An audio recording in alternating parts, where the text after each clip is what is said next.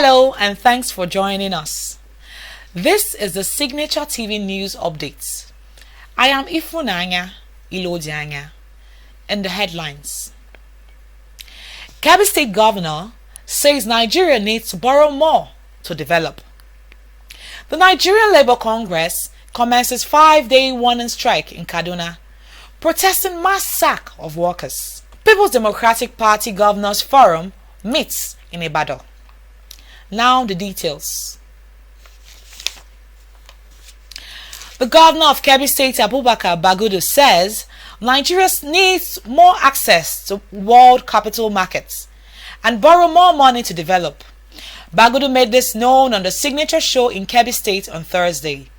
The governor stated that Nigeria is trying to solve $1 trillion problem with $1 million, which he said cannot work. He compared Nigeria with America, who has about a total debt of $270 trillion, which is over 99% total debt of Nigeria.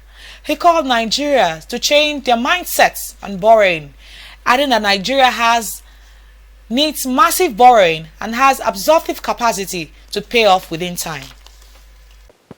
The United States of America, one country, is indebted to the tune of $27 trillion. $27 trillion. 1% of 27 trillion is $270 billion. Nigeria is indebted to the tune of about $89 billion, less than 0.5%. America has less than twice the population of Nigeria. So that tells you we are putting too little money. As I said to you earlier, we are trying to solve $1 trillion problem with $1 million, and it won't work. We need to change our mindset about borrowing.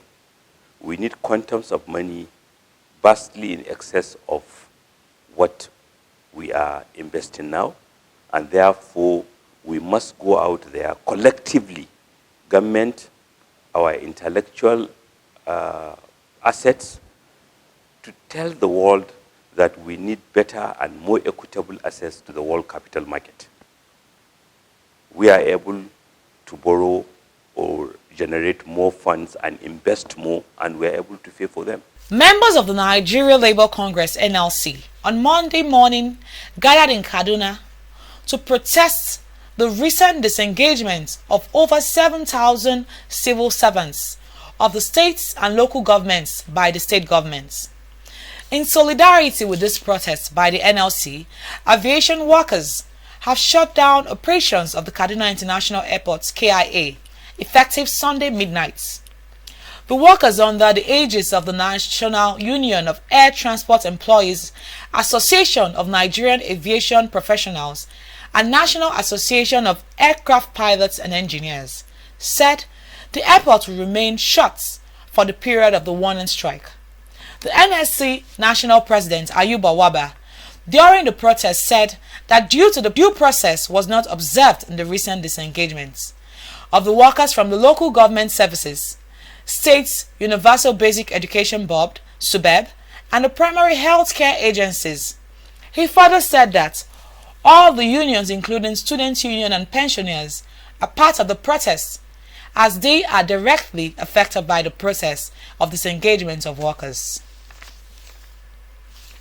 The People's Democratic Party's Governors Forum met in Ibadan, the Oyo State capital, on Monday. The meeting, which was presided over by the Forum Chairman Aminu Waziri Tambuwa and attended by all 15 governors elected on the platform of PDP. The meeting was to review the current state of the nations, especially on issues of national security and the economy. The House of Representatives is seeking alternative sources of income to fund capital expenditure and training for the Nigerian Armed Forces at a one-day public hearing on the proposed Armed Forces Support Trust Fund Bill. Speaker Femi Gbajabiamila and the Chairman House Committee on Defense, Babajimi Benson, said only 9% of the Armed Forces annual allocation goes for capital expenditure. In the face of the rising insecurity, the bill seeks to create an exclusive 5-year funding plan outside the annual budgetary allocations from the national military. It aims to revamp the Nigerian Armed Forces through special training and provision of modern, fit-for-purpose security and defense equipment. Speakers at the public hearing applauded the National Assembly for the initiative, but pointed out areas of disagreements they say required a second look before it is signed into law. The bill proposes to have a retired governor of the Central Bank of Nigeria as chairman. In business, the National Bureau of Statistics (NBS) published Nollywood movies production data for the first quarter of 2021. The number of movies produced in the first quarter of 2021 hit 416, compared to 908 in the fourth quarter of 2020. This indicates a decline of 58.9% quarter-on-quarter. Similarly, the number of movies produced in the first quarter of 2020 stood at 407, indicating a growth of 2.2% year-on-year.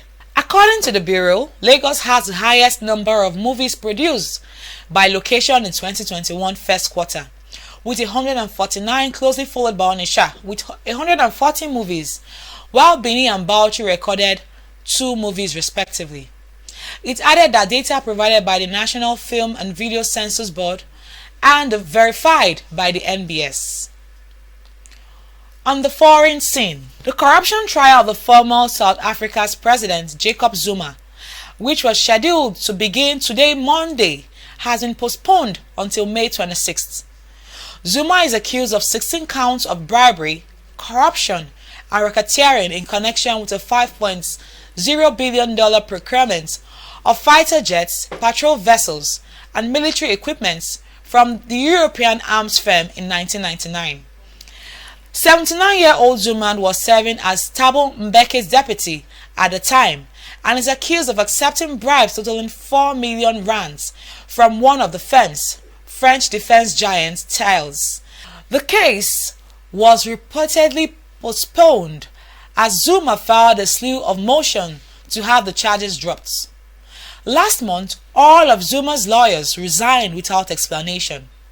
Zuma, who was in power from 2009 to 2018, was forced to resign to mounting series of scandals. In the world of entertainment, Blessing Adejo is on standby to take us through. Hello and welcome to Entertainment News. It feels good to always have you join me on Entertainment segment. I am Blessing Adejo. Veteran Nigerian actress Stella Damascus has opened up on the trauma she faced after she was sexually assaulted at the age of 8 by a relation. She made this known during an Instagram live section, adding that it left her traumatized for a long time before she healed.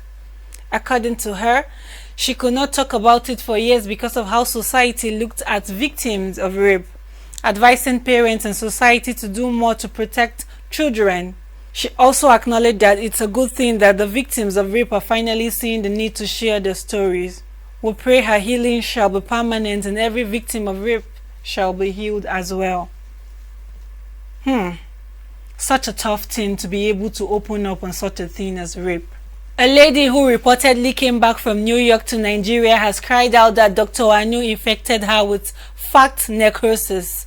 According to her, she came into the country and haven't heard anything about Dr. Anu. She reportedly went to her for surgery and got infected afterwards. While sharing her story on a blog post, she said, "Dr. Anu has done it again. Oh, she has been in Abuja doing surgery and giving them an infection. Dr. Anu gave me an infection, fat necrosis. I am dying in Abuja. I live abroad and I live in New York. I didn't know about Anu until I came to Nigeria." Dr. Anu, also known as Sisi Anu, is a popular cosmetic surgeon who runs a clinic called MedCulture in Lekki, Lagos. She has been at the center of controversy for some years over her failed and illegal procedures, some of which has led to death. I beg my people, wahala be like waiting again. Olinda Maposa, a 30-year-old woman from Marange, Manicaland province, has said that she was dumped by her husband for refusing to sell one of her triplets while in South Africa last year.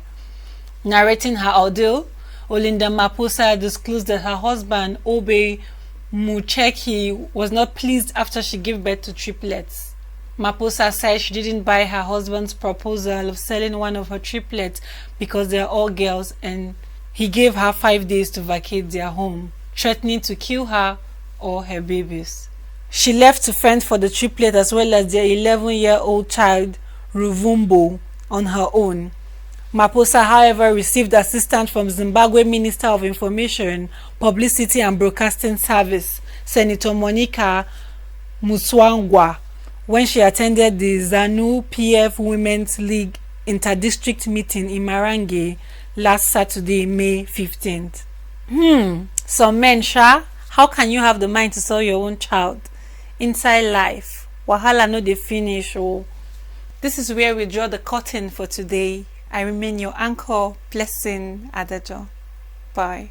In sports, the Nigeria Football Federation has sent a message of congratulations to the much respected former Nigeria goalkeeper Emmanuel Okala, who attained the platinum age of 70 on Monday.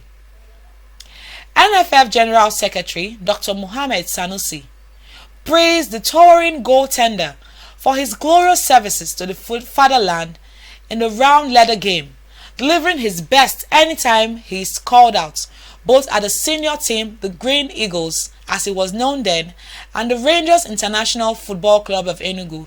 Sanusi also sent messages of congratulations to Super Falcons captain Asisat Oshoala, whose team FC Barcelona defeated Chelsea FC of England to lift the UEFA Women's Champions League Cup on Sunday. Before we end the news, here's a recap of our headlines.